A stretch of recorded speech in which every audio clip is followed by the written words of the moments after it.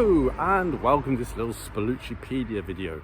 Another little dive into the world of Sam Spallucci, my fictional investigator of the paranormal, based here in glorious Lancaster. Beautiful, beautiful day for recording today. But first, please give me a little like, give me a subscribe. You won't miss any more videos, will you? That'd be great for you, great for me too. Now, what I want to talk about today is an individual. Now, this individual's got certain spoilers coming up.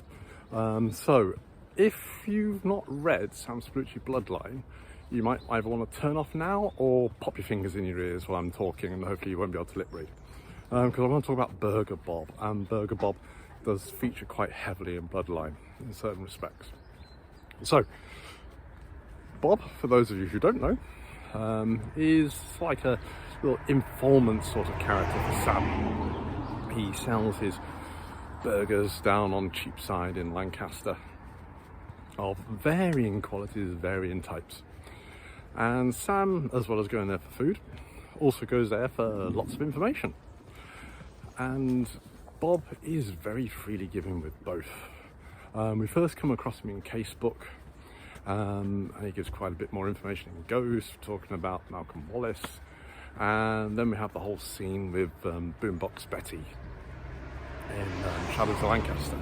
And then, unfortunately, Bob gives a bit too much information in Bloodline, and meets a very gruesome, gruesome demise.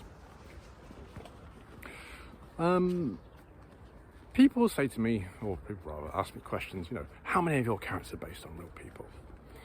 And Bob is probably one of those who is.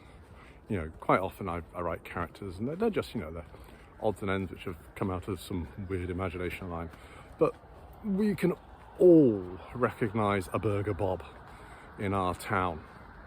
There's always that one stall which sells those fried delights which waft up the street and make your stomach rumble, even when you know you really shouldn't be eating them. They're probably not good for you, but dear God, they taste good. And in fact, we do have one like that in Lancaster, and his name also begins with B. He is a Bill, Burger Bill. And so it's fairly safe to say I've more or less taken this chap, changed his name by 2 letters, and popped him in my book. Bill has been in Lancaster just about as long as I have. I mean, I moved here in 1990. God, I'm forgetting now. And I know that Burger Bill's like rocked up a couple of years later and still going strong.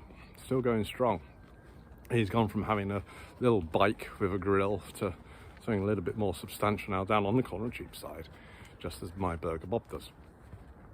And I've always wanted to use him. In fact, I'd sort of had the whole issue of him in Bloodline there right from the beginning. When I was originally envisaging Bloodline, I was going to actually kind of set him up against the Freemasons.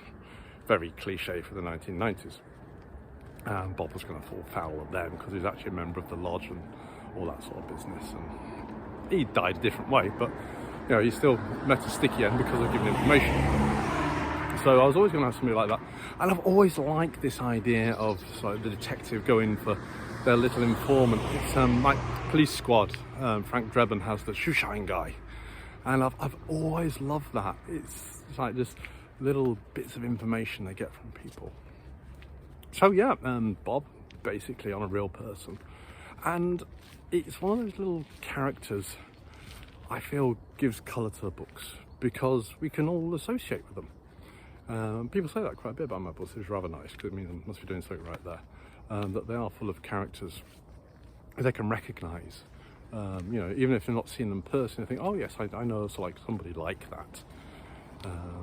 Somebody from my neck of the woods, as it were.